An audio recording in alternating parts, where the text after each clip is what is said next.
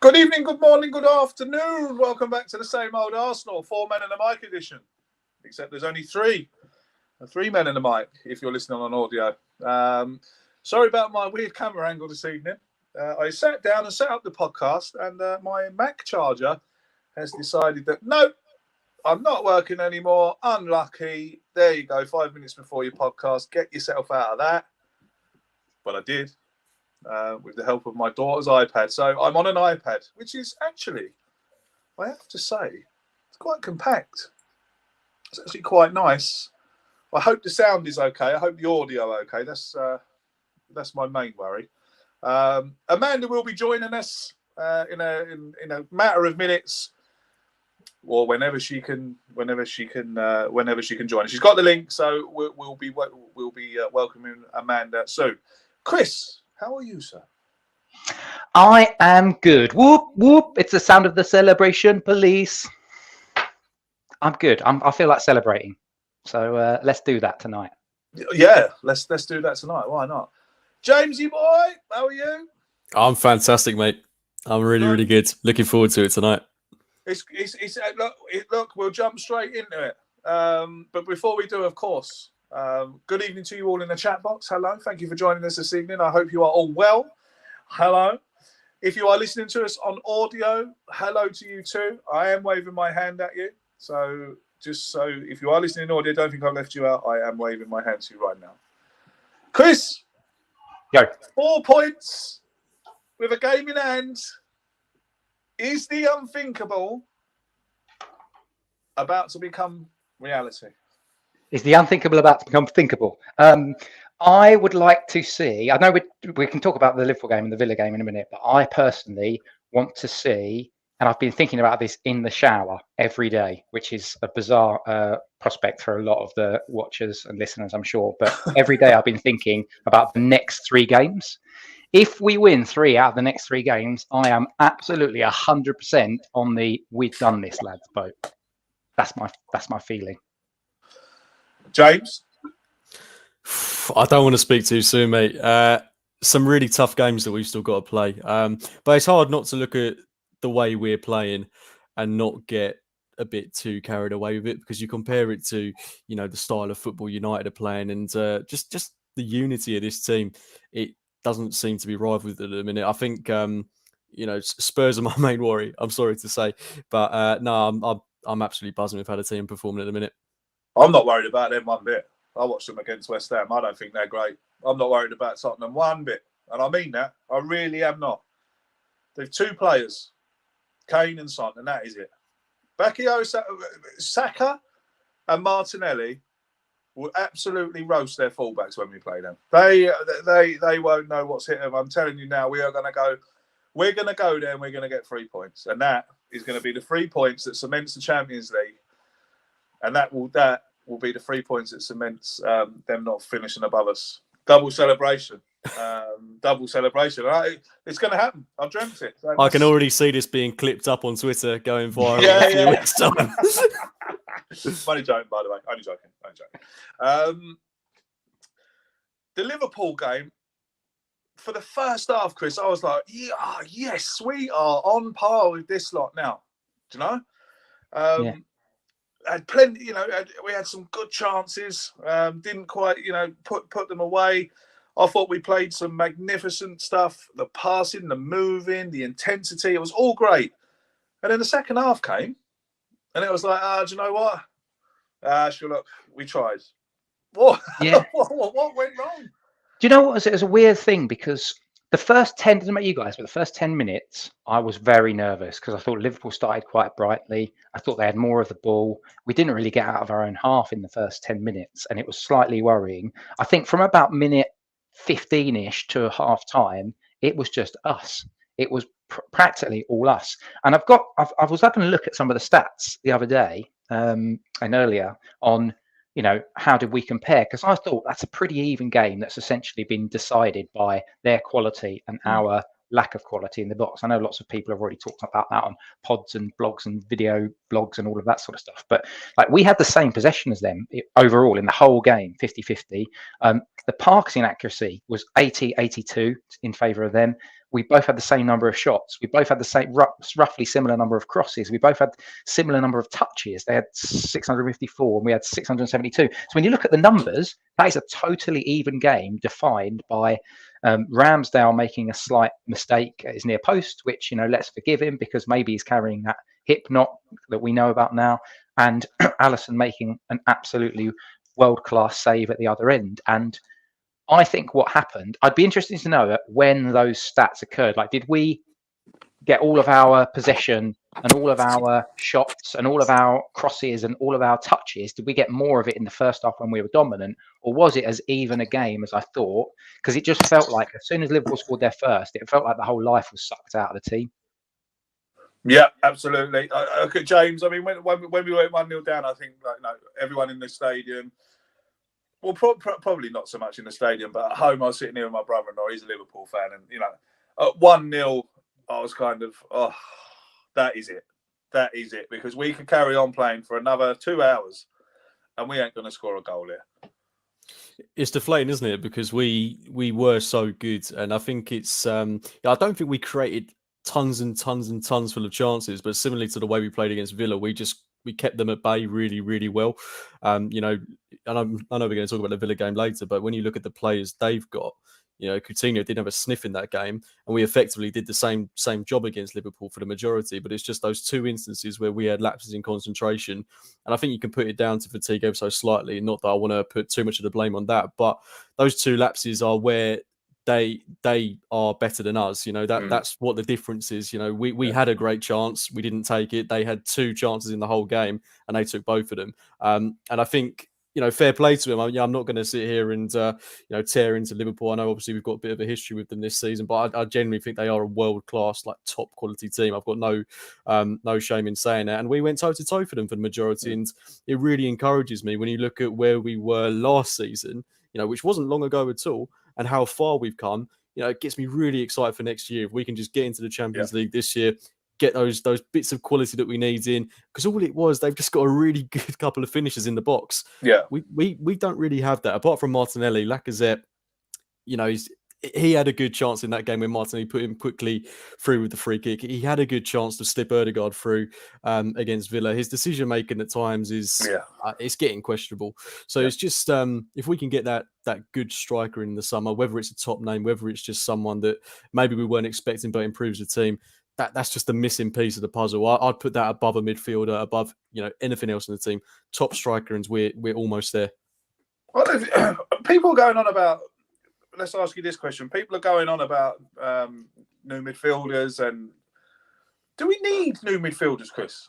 I mean, obviously the one that sticks out like a sore thumb is Granit Xhaka, because everyone likes to jump on Granit Xhaka's back when things are down and chips are down, right?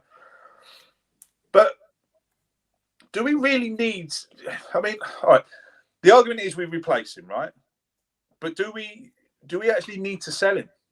Do we? I mean, as a footballer, getting replaced must be the ultimate. I don't know. Is it the ultimate embarrassment? The ultimate confidence knock or whatever? But I think Granit Xhaka is doing his job, and I think Granit Xhaka was great against Liverpool, and I think he was great against Villa as well. Yeah, I thought he was too. He had a really, really good game against Villa and Liverpool. And I think we talked about this in the wake of the Liverpool game, didn't we? I am not averse to an upgrade. And I think we do need an upgrade to Granit Xhaka to take us to the next level. Granit Xhaka feels to me like a perfectly acceptable player to get us into the Champions League. I mean, we're fourth at the moment. We're 4 points clear of Tottenham with a game in hand. Life is good. And Granit Xhaka is a key part of that. And Xhaka and Partey together are essential for the rest of this season. But when we want to start looking at Man City and Man Liverpool, when we start looking at those two teams, we need something. We need every single position needs to be at that elite position. And I don't think Granit Xhaka makes that, in my personal opinion, in terms of his physicality and his ball distribution is good, but there are things in his game that we all see that he lacks. So for me, Granit Xhaka, perfectly acceptable footballer. I like him. I like his ball distribution. I like the position he takes up. I like that the team seem to be really behind him. And also, they love him as well in the dressing room. It's all fine about that. But we're talking about getting to those sort of marginal gains, the next level. And that next level is that presence in midfield. A left 8, if that's the way that we're going to play from now on, that is like Martin Ødegaard playing in that almost right 8 position at the moment. Absolutely. James, what would be, if there was to be, you just said there you wanted a striker, but would you be looking at the midfield as well? Because you touched there, I don't care. I just want a striker. Obviously, that Xhaka position there is up for debate as well, isn't it? Yeah, of course. I think the only reason I mentioned the striker so much is because that one is staring us right in the face. Yeah. I think if we got the striker in now, we'd be head and shoulders cemented in 4th, competing with 3rd for Chelsea, and at some point maybe competing with the other 2 as well. But that's definitely the most pressing thing, because I think Xhaka, what he brings to this team at the moment is absolutely fine. It makes us tick. He's doing things that he hasn't done in the past. He moves the ball a hell of a lot quicker than he has done. His one touches with Ødegaard and Partey, it's just brought something out of him that I didn't even know existed. But as well as that, he's got the distribution that he's always had. So his game this season has gone to another level. But we've got to upgrade anyway, because no matter how good he's been, he's going to be 30 in September, I believe it is. So irrespective of how good he's been, we need to be looking to the long term, because that's part of the project and the direction we're going in. So I think an upgrade there is obvious, and I'd love to keep him as a fundamental squad player. And if we are in Europe, which, whether it's Champions League or, God forbid, the Europa League, we should be in some form of Europe next season. So he would get games. The issue there is he's not going to want to be a squad player, which I'd understand, because he is good enough to be starting for some really top teams in Europe. But if he could be our Ilkay Gundogan that he essentially is for City, that would be fantastic. You look at City, who've got Gundogan, they've got Fernandinho on the bench that they can bring on. If he could be that for us, that'd be a dream. Yeah, absolutely. Good evening, Amanda. How are you? Hello, everybody. Hello, boss. This is something new, isn't it? He's my boss. You're very lucky. I don't need to stand up. Put it that way. Oh, why? You're not wearing any pants? No, I'm wearing pants, but that's it. I think I've got COVID. I'm so hot. Oh no, have you? Do you not feel well? No, I don't feel well. My little girl came home from school today and she's tested positive. Oh no, I hope she's all right. And we're all kind of streaming the eyes and the noses and the shirts and the throats and all that. But we'll be all right, I'm sure. Hello, boys. I will come back to you in a second. Yeah, of course. In a second. Chris, here's one for you. Could Smith Rowe play that left number 8 with Martinelli on the left?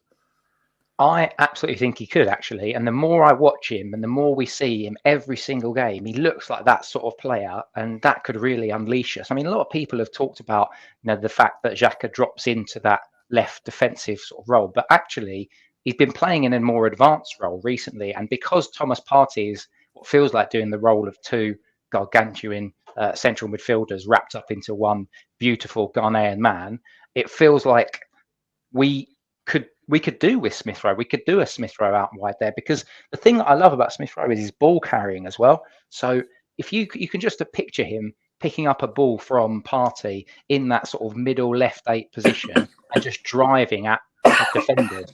Someone like Martinelli on the left-hand side of him, you've got a proper striker through the middle. As James has kind of alluded to, if we can get a proper striker through the middle, it gives us a load of options. But I think the only challenge that we've got is what happens if something happens to Partey. Yeah. Because if something happens to Partey, then we have got nothing else in that team that can do the same thing that he's doing right now, because he is a man mountain. Absolutely.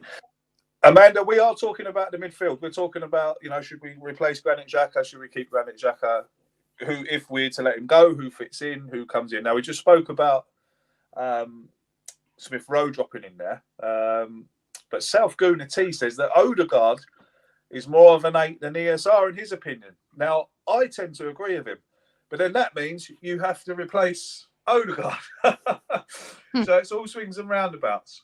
What are your thoughts? It's a very thin squad, and when Chris went Partey get injured, I sort of shivered a little bit because we can't even think about that. We've got, I think it's 10 cup finals to go, and we just can't.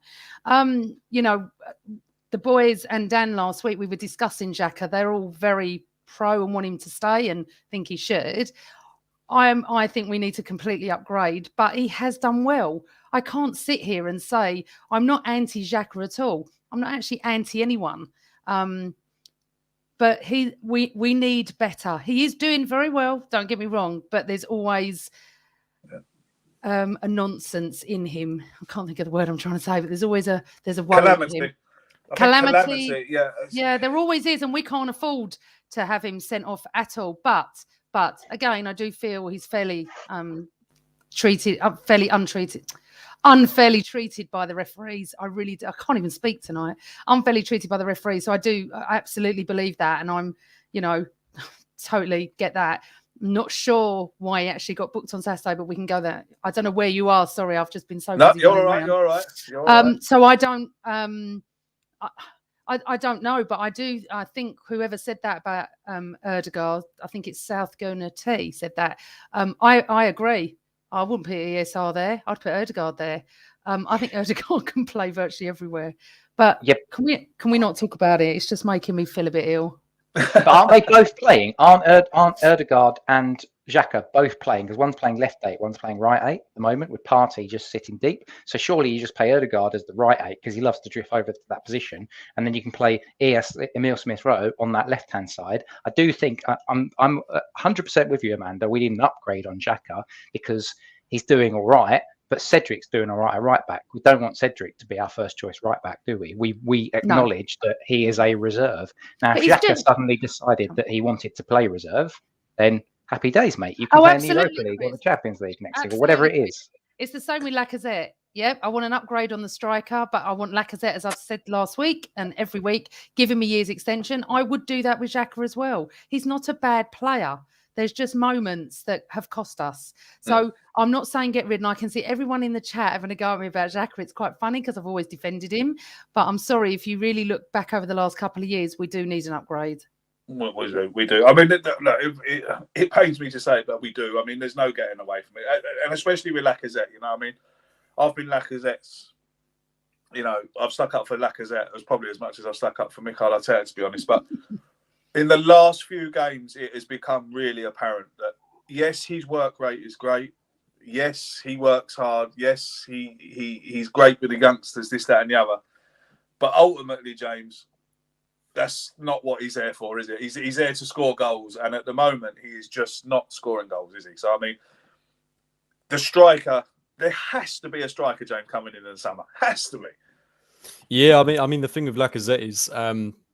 What we all love about him is that he brings the young guys into the game. He brings the best out of Martinelli, Smith-Rowe, Saka. When he's not doing that, he's a very poor player. I've got to be honest. There's no getting around that fact. It was the game against Liverpool which really stood out to me like a sore thumb because he looked knackered in that game. Rightly came off. And then at the weekend, I just thought he had another poor performance. There were a couple of moments where he tracked back, won the ball in midfield. You can give a quick clap to that. That's great stuff. But that moment where he should have slipped in Erdegaard, that's the one that really sticks out to me. If you're not going to be scoring goals yourself, you've got to be doing what you do best and slipping him in there because that stood out massively. So, yeah, we've got to have someone that has the work rate of Lacazette. I don't think that'll be a problem. I think we know exactly what we need in this team in a minute. Someone that's willing to fight for the cause.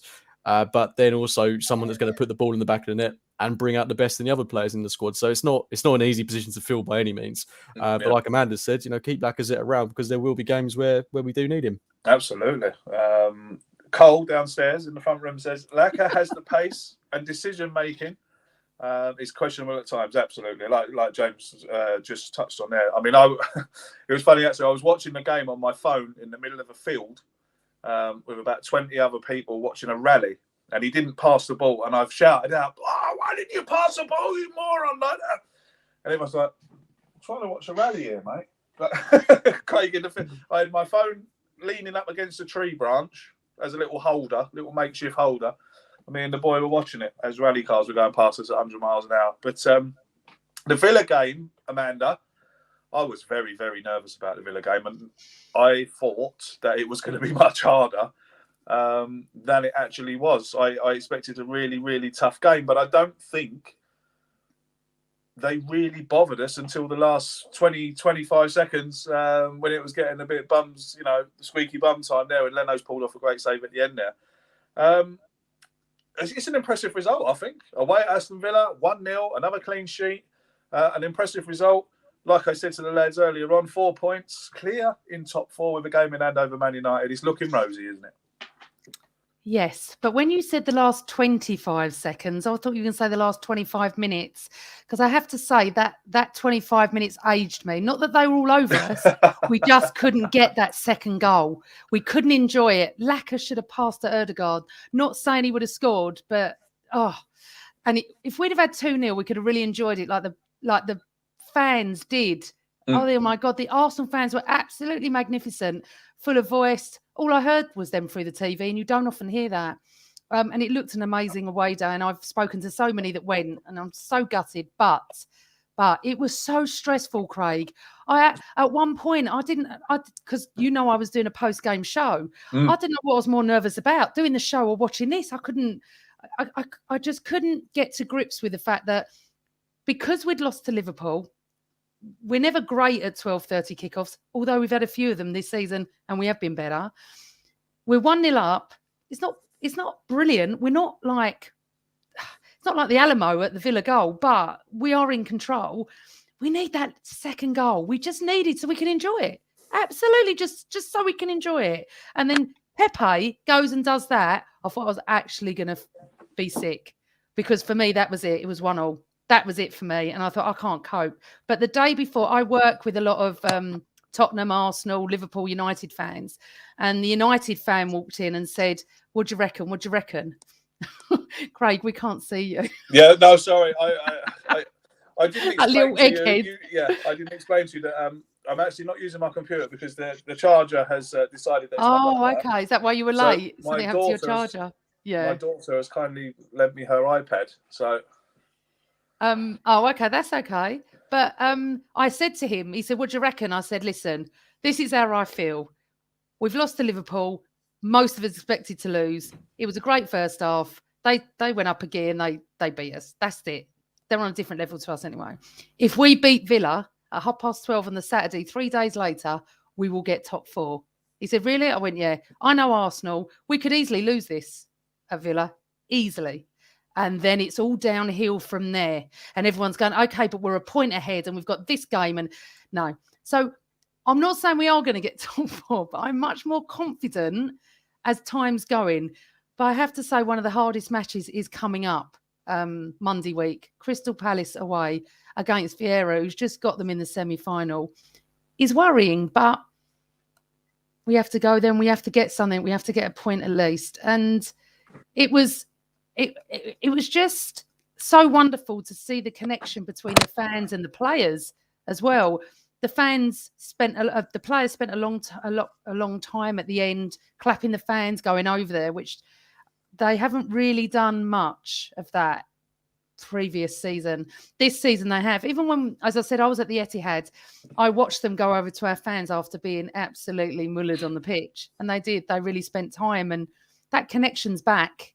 And I'm very encouraged by all of this. Absolutely. Like us all. Very, very encouraged. Absolutely. James, people are still out there claiming that, there's people still out there claiming that there's been no, what's the word I'm looking for? No improvement. It's still the same. We're still battling this, that, and the other. I mean, what a load of old tosh, right? Because last season, the season before, there's no way we're winning that game against Aston Villa. Not a chance. Not a chance. Are we going to come away with a clean sheet at Villa Park with a 1-0 victory? Not a chance. The improvements, James, are so clear to see. Why are people still... I mean, it's not just those fans. There's a lot of other people as well that still haven't got Arteta's back. And I don't quite understand it. To be honest, I mean, I don't know who you're following on Twitter. I've not seen a lot of it, to be honest with you. I don't know if you're just following, Lee Gunner and nobody else, but I've not seen a great deal of it. Like I've been really encouraged by how people are so behind the manager. You saw the proper match going fans away at Villa who were chanting his name at the end.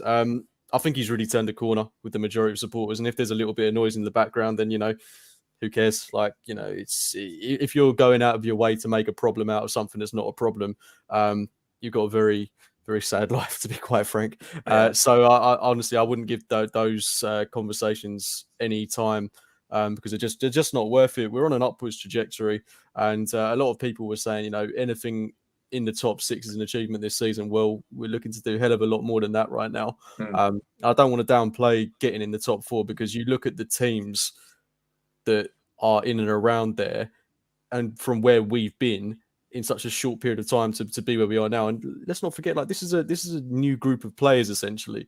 This isn't a group that's been molded over a period of time. It has in some ways, but in a lot of ways, they've just all come together this season. And to get top 4 with that group, I mean, it's really exciting when you look at their age profiles. What could be in store for the next 5 years? I'm not going to say we're going to go on to being a title-winning team, but all the ingredients are there, all the components are there. We've got a really good defence. The midfield's looking really solid. Up front, we're sorted if we can get them all nailed down for the next decade. So it's there's a lot of reasons to be happy. And if there's anyone there downplaying that, then they're mental, to be honest. Chris, there is no argument, absolutely no argument for me that these players are 110% behind Mikel Arteta every single day of the week. Every single day of the week. Yeah. Now we see. I'm going to touch on it quickly because I'm not going to. I don't want to speak bad of him. We've seen Aubameyang leave. Oh my God! All right, he's gone to Barcelona and now he's banging in the goals.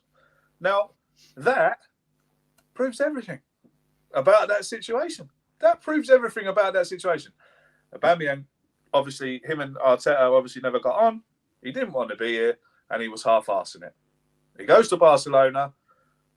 He's enjoying being there. He feels at home. The manager wants him, this, that, and the other, and he's banging in goals.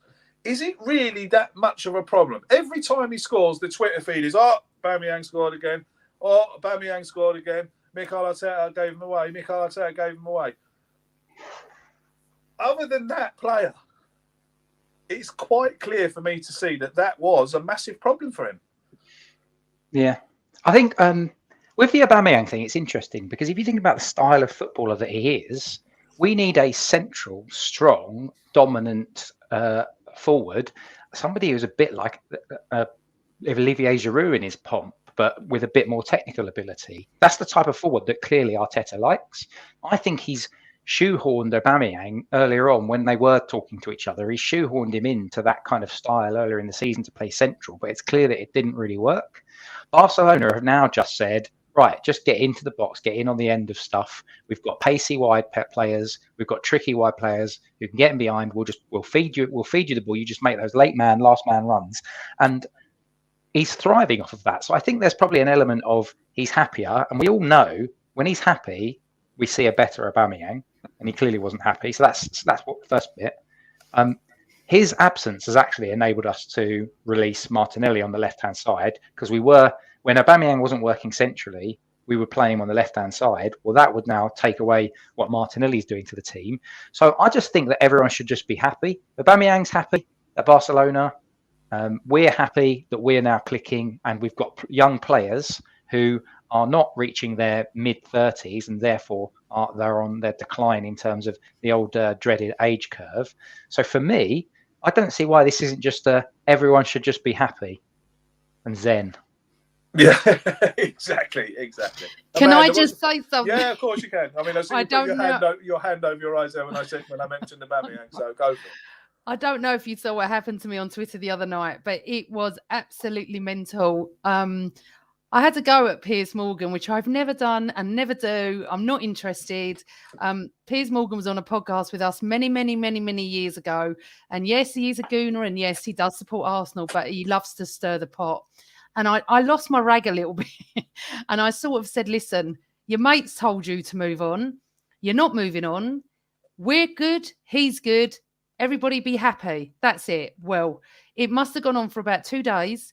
I got hundreds and hundreds of tweets from Aubameyang fans, all accusing me of hating him, which I've never hated him, accusing me of so many things. And what I want to say is, this is my honest truth, yeah? I'm not interested in him. That's it. He plays for Barcelona. He was never a legend. And that's it for me. And I don't know why everyone's thought, I mean, not everyone went for me, but a lot of people went for me. And I didn't understand it because I literally said he plays for Barcelona. He's not an Arsenal player. I'm not interested. Don't put Aubameyang's goals on my Twitter feed when Arsenal are playing. Don't go and watch Barcelona when Arsenal are playing if you're an Arsenal fan. Don't do it. That's it. I'm entitled to my opinion. And it went mental, Craig. I was hounded. And I really didn't It's understand. great fun, isn't it? Well, do you know what? Most of the time, I'm sarcastic. I can handle it. It doesn't bother me in the slightest. But it's when people go, yeah, well, you don't know anything about football. Maybe you should watch Barcelona. These are people that I've watched Barcelona before they're even born. And apparently I'm supposed to go and watch loads of other football. I do watch loads of other football. I watched the whole of the Premier League. But it was like a cult. It was like, now I supported Ozil right up to when he left. And I'm assuming this is what it was like for people that didn't like Ozil, the fanboys. All I said was, what is it with these fanboys? They're obsessed with Aubameyang. Be obsessed with Arsenal. I'm happy for him. He's doing well. He had major discipline at Arsenal. I'm sorry, but don't want any player of mine turning up late for a North London derby. Maybe I'm old. I am 52, and most of these people were probably like half my age. They're having a go at me, but each to their own. I don't wish him any ill. I'm glad he's doing well, but I don't need to watch his goals. I don't need to see what he's doing. He didn't want to do it for us since he signed that contract. So it didn't work out. He's moved on. He is happy. He's said that. Why can't everybody else just move on? I've never known anything like it, to be so obsessed with a player. And it's only... You'll find it's only within our fan base that it happens. But first of all, you had the Ozil teams, and now you've got the Urba teams, that will come out and defend, in any way, shape, or form, anything you say, even if you're talking good. Even if you're talking good about it's Ozil, so true. you're talking good about them. And Craig, look at the comments. It's like this: like you can still like Arsenal and like Oba. There's no problem with it. I've never said there is. I'm just watching Arsenal. I don't need Arsenal fans to tweet Aubameyang goals on my timeline when I'm watching Arsenal, whatever thing. But I don't have anybody's issue. Support Aubameyang. I don't care. I just don't need to see it. The block button is your friend. Always remember that. The block button I like the is mute your friend. button, Craig, because they like it when they get blocked. Oh no, they don't see give them it the as a badge of satisfaction. honour. No, block them. Block them. Anyway, I'm glad he's doing well. Graham Brooks wants to come in. Oh, my Graham. Good evening, Graham. How are you watching at work? Thank you very much. You should be working now, you naughty boy. Are the panel worried about Spurs? Spurs is easy running. Newcastle, Brighton, Burnley, Leicester, and us at home. Villa, Brentford, Norwich, Liverpool away. Is that an easy running? I don't know. I don't think that is an easy running. James? I don't think it's any easier than ours. I think they've got slightly more home games. Yeah. But I think in that game against Villa, I think they'll struggle in that game. I like to think they'll struggle in that game because what we did against Villa is where we work so well as a unit. That's where Spurs can sometimes be a little bit calamitous. And I think the likes of Coutinho, Ings, Watkins, Buendia, I mean, talk about all these players, you reel them off and you're like, yeah, we kept them all at bay. It sounds quite nice. I think Spurs will struggle to do that. So I'm looking forward to seeing how they perform there. And, any away game in the Premier League is a tough one. Norwich, I don't think is going to be a necessarily easy game for them because they will literally be fighting at the bottom of the barrel at that point, or they might have given up. So that could go one of two ways. And then obviously us at home, which is going to be pretty season defining for the both of us. But the one that sticks out there is obviously Liverpool away. Now we've played City, we've played Liverpool home and away. We don't have to worry about them anymore.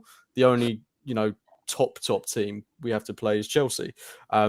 Away from home, and I don't see why we can't go there and at least get a point. I think we've shown in these games against City and Liverpool, that if we can play that well against the likes of them, we're certainly capable of going to Chelsea and getting a result there. And the only thing that slightly worries me is obviously that comes between Southampton away and United at home. That's going to be a very, very tricky week. But United at home, I think, we've got the potential to really blow away another top 4 candidate. I could really see this going down to a 2-horse race between us and Spurs. But that game away at their place is going to be horrible. But I think it's a game that, like we talked about earlier, we've got all the credentials to win it. I can't wait to play. I'm serious. I cannot wait to play them no. away from home. I can't wait. No. I cannot wait. Because I can. we're the better team, but I think we're the better team. They might have better players in some departments, but I still think we're the better team, and I think it's going to be the exact right time, Chris, to go there and get a result. It might be. I was just going to actually ask you guys. So let me reel off at Tottenham's fixtures and just tell me whether or not you think it's a win, a lose, or a draw. So Newcastle at home, that's probably going to be a win, right? Lose. Aston Villa away. Lose. Could be a draw. I'll go for a draw on that one. Maybe that's a draw. Brighton Hove away, you'd expect them to win that, right? Lose. Yeah. Brentford away, probably have nothing to play for. I think they'll probably win that. Lose. Could be a draw. Leicester at home. Could be a draw. Could be a Could draw. be a draw there. Then you've got Liverpool away. Hopefully a massive loss, but Burnley they don't do too badly at Anfield, Christopher. They don't do too bad. That's the problem. We'll see. We'll see. Let's just say Burnley at home, 3 points. Norwich away, 3 points. 3, 6, 9, 12, 15, 16. That's 17 points. They're on 51 at the moment. That gives them 68 points. So we've got to get 68 points. We're on 54.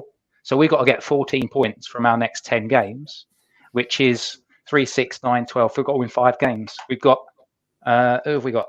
We've got Palace away. We've got Brighton. We've got Palace away. Brighton at home. Southampton away. Chelsea away. Man United home. West Ham away. Leeds away. Newcastle away. If we can beat Brighton at home, if we can beat Leeds at home, if we can get something against Newcastle, that's 9. So that's, I think we'll beat United, Chris. 9. Man United, that could be 12. And then you've just got to basically probably pick up a 1 win out of Crystal Palace away, Southampton away, West Ham away. And West Ham could be knackered by then because they're in the Europa League. I think Southampton, out of all of them ones, is, a couple of weeks ago, I'd have said that's a tough one because they've gone something like 10 unbeaten at home, but they've really fallen off the rails these past couple of weeks. So that's the one that I think is the most winnable. Yeah, but when you start to break it down to, we've got to get, because I think Tottenham will probably get those 14 points, and we've got to get 14 points just to finish above Tottenham if they do everything that we're expecting to do, which is a lot of wins. It feels to me a lot more winnable, a lot more gettable. It's 4, I think that's if we... It's 4 wins out of 10 and a couple of draws. But we've got to go there and not lose. Exactly. We're not losing to them. We're not losing. Craig, we don't know if the squad's fit. Yeah, I'm with you, but we don't know what's going to happen. And for a fact the TV companies are going to make this probably between the last 1 or 2 games of the season to get the ratings, because it will be like, City and Liverpool going for the league, the league, and it'll be like us and Spurs going for 4th place. It's going to come down to it. I'm just going to set the scene that it's going to be a Wednesday night at White Hart Lane, and we're probably going to win. I'm just confident. I don't know why. I never normally am, but I think that I can see it under the lights. They're so fuming, though, aren't they? They're so fuming that we cancelled the game. Honestly, my Tottenham friends were livid for days on end, going on and on and on and on, that it would just be so funny if we beat them. Top manager. Wednesday the 4th of May, or Wednesday the 11th of May. It'll happen then, because it will be one of the last Wednesdays before the end of the season. I'm not afraid. I mean, there's a Spurs fan in there. That Spurs will beat you as usual in the best stadium in Europe. Are we playing them at Burnley? In Don Conte we trust. Elite manager, not a pretender. Come on, you Spurs. Isn't it lovely that Tottenham fans come onto this channel? Hello, Tottenham fans. Yeah. Hello. What we're going to do, we're going to have a session about trophies. Maybe you might want to leave because you might not understand. Can I tell you a little funny story about a Tottenham fan at work today? Yeah. We were talking about the fact that Liverpool City have got to go down to Wembley on a weekend where there's no trains at all. It is absolutely diabolical when they could all go to Man United, their ground that is, very central to both fans. They're making them come down to London with no trains. It's just, anyway. So we were talking about how many times I've been to Wembley and we shouldn't have semi-finals there. And there was a Liverpool fan and we were chatting. And I said, I have been so many times to Wembley. I don't know how many times I've been since I was 18. And I looked at him and I went, yeah, you can start this conversation. When's the last time you...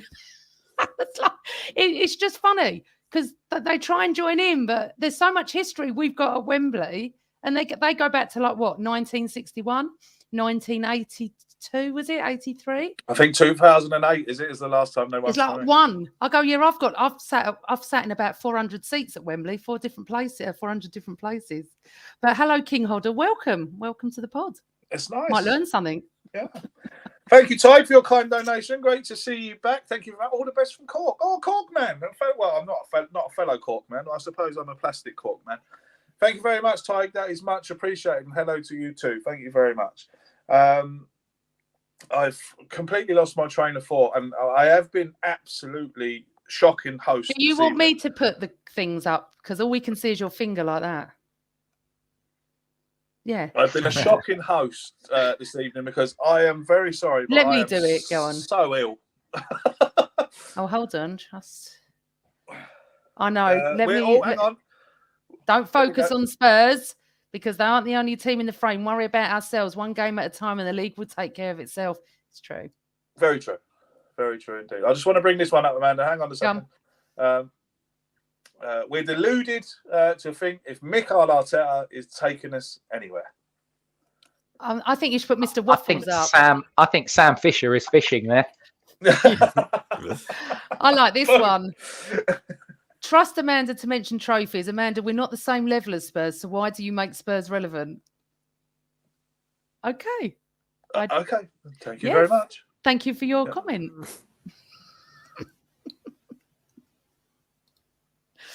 Right. Yeah, here we go. Ashley Young giving out about celebrating. So what are Spurs fans supposed to do?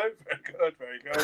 What is this with the celebration police all of a sudden? Who Chris says wanted to talk about the celebration police. Go on, Chris. Who says who can celebrate and who can't? Do you know what this is? I think this is we are an easy yardstick to be beaten by, if that's even the right turn of phrase. It's a opportunity to get people who have a community of football fans who have quite a vociferous and quite large scale fan base talking and irritated, and that's why it's done. It's just purely for that reason, for all I know. But do you know what I will say? I'm very, very pleased that there's some of the media outlets that are now calling this out. There's a really good article on football365.com today where one of their writers has specifically said this is a bit ridiculous now.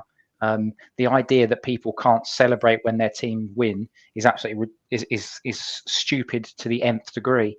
And I've made a comment online because I find it quite amazing that you get these sort of comments, and they've been coming quite consistently because we have had Ruben Neves and we've had Gabby Aubameyang and then Ashley Young, and I think the particular chief of the celebration police constabulary is Roy Keane, because he's never happy.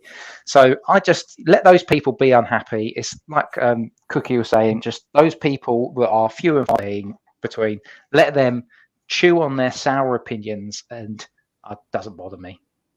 I mean, the celebrational thing, James. I'm with Chris. I don't get it when people say, "Oh, you can't celebrate when you win," or you can't, you go over the top, this, that, and the other. I mean, how you go over the top? I don't know. I don't think I've seen us celebrating over the top. I think what I've seen is us celebrating getting a good win, and other players and other managers being quite bitter about it. I thought Steven Gerrard was very bitter bollocks after the game when he's talking about Saka, saying that, I've got 2 pins in my hip and all this. I mean, just didn't need to be said. Just very, very bitter man. what do you say? What do you say? You know, to the celebration police, and how has that even come about, where people are getting mocked for their team winning? It's the first I've heard of it this season. I've never heard of it before. It doesn't matter if you're Arsenal, if you're City, if you're Palace, if you're Norwich, you know, get a win in the Premier League, like celebrate as much as you like. I couldn't care less. You know, that's your God-given right. Do whatever the hell you want. And to be honest, I don't even think the celebrations of Villa were that over the top. I think the only reason it looks like that is because everyone was so quick to get on Leno. Like, and fair play to him. This is a guy that hasn't played since August, and everyone's rallying around him. You've only got to see how happy he was, how happy Ramsdale was, how happy the squad was, and there's absolutely nothing wrong with that. And if people can't look at that and see it for what it is, that's their problem. You know, it's just another stick to beat us with. And we should take no notice of it whatsoever. And if anything, just ramp the celebrations up with every single win that goes by. Yeah, absolutely. And you know, when top four comes around, just I was going to say have an open top bus parade for it, but that would probably be a bit extreme. But that's like, we're well within our rights to celebrate that, because it's been, as Arsenal fans, we've had a real turmoil in the past couple of years. And I think, you know, I don't want to say we deserve this, but you know, we have been through a lot, and it's nice to have something to celebrate. Absolutely. We do deserve it. We do deserve it.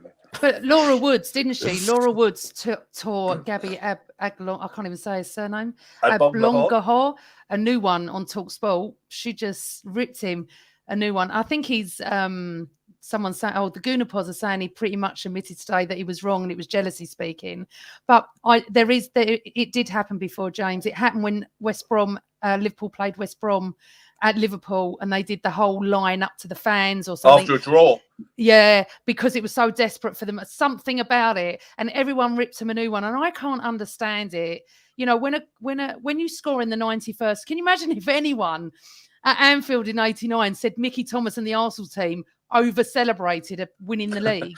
You know, when you score a goal, you celebrate. And when you win a game that's important, you celebrate. And I think we should, and you're right, James, we should do it even more now. We should completely take the piss out of it all and do it even more. Last question of the evening, coming to all of you. This one comes from Sam. Put the spoon in the pot there, and he's giving it a little stir. If we don't get top four, should Mikel Arteta say? Now, Sam, I will fire that one back straight at you and say, if we don't get top four, do you really want to change a manager again? Do you really want the relationship between the players and the manager that we've got now to break down? Because he'll be gone, and there won't that respect and that you know that togetherness won't be there anymore. Anyone who was saying that Arteta should go if he doesn't get top four, I think that's a little bit mad, James, don't you? Yeah, I mean, depend on the circumstances. If we go on and lose these next 10 games in a row, then I think you'd probably find it difficult to find someone defending him. But yeah. I think it's very unlikely that's going to happen. There's been a lot of games in the past couple of months where I would have thought, you know, their potential banana skins, that game against Villa being one, the game away at Wolves being one. And we've just shown different character, different resilience that I've not seen from Arsenal in the past well over 5 years. So what he's building is phenomenal, to be quite honest. And if we do miss out on top four, as I say, it depends on the circumstances, but I think it's going to take a hell of a lot for him not to carry on as Arsenal manager.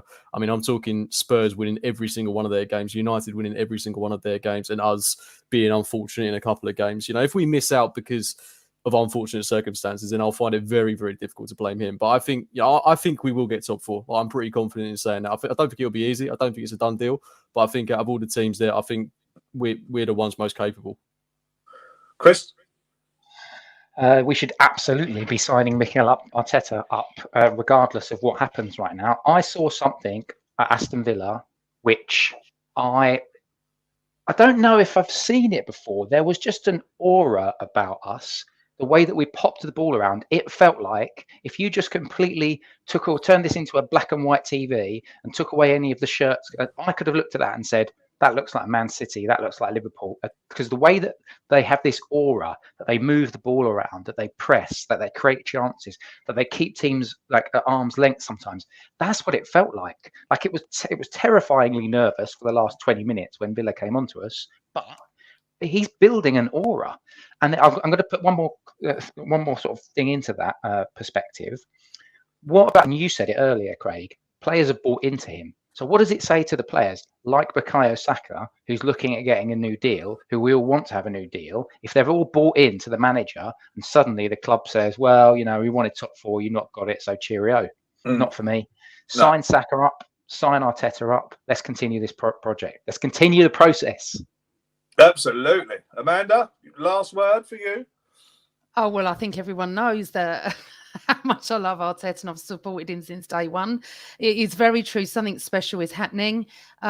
We didn't expect top 4. We were all hoping to get in the Europa. This is an amazing, we're in an amazing position that we've got a chance of getting top 4. If you'd have told us this when all us fans walked out the Etihad on the second game of the season, when it looked so dire, I think we'd have all laughed in your face. No, absolutely. We shouldn't sack him. Yes, we should sign him up. Yes, Chris is right. What does it say to ESR and Saka? We're trying to build something here. People need patience.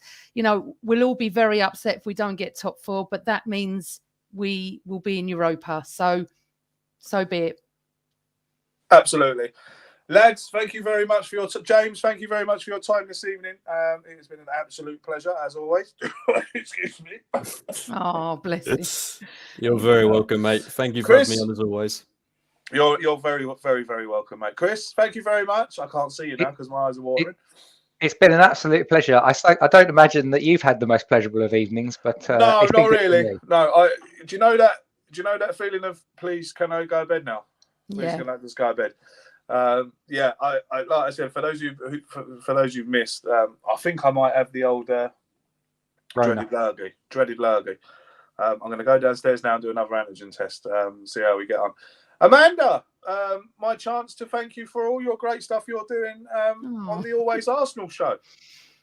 Getting actors on and bloody all these people that I've dreamt of. Well, I don't say dream of, but you know, I would have loved to spoken to and stuff like that.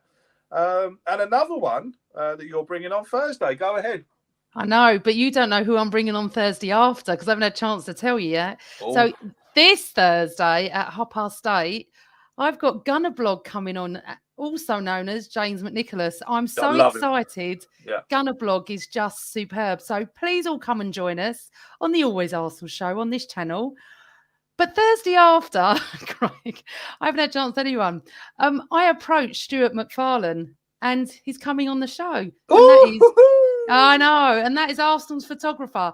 I've got about 1 million questions. I need about a 2-hour show, and I'm going to ask him to put some iconic photos up as well, which is something I need to talk to you about how to do that. But so this week we got Gunner Blog. Thursday after we've got Stuart MacFarlane. And then what I'm going to do is try and bring my dad back with the older Melvin, Peter, and my dad to do an older show. So I've got lots of things in the planning. Also, James is going to come on one night, aren't you, James? Chris is going to come on, and Craig, you're going to come on one night. One night you're going to come on. One night when I'm feeling better. When I'm feeling better. That sounds amazing, Amanda. Well done. But can I just say something? I want to thank you for everything, Craig, because you know I'm really not a host. I prefer this situation where I can just sit here and just talk about Arsenal.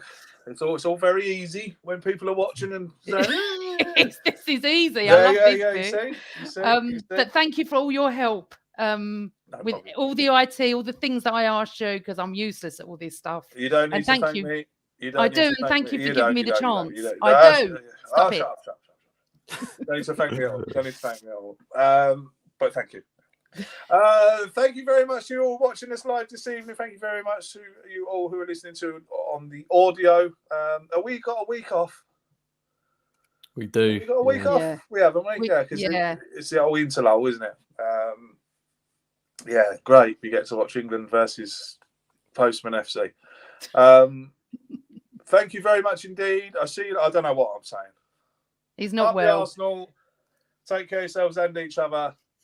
Till we see you again next week. Oh, see you Thursday. Fingers. Yeah, hang on. See you Thursday. Bye. See you Thursday. Yeah, don't forget Thursday. Bye.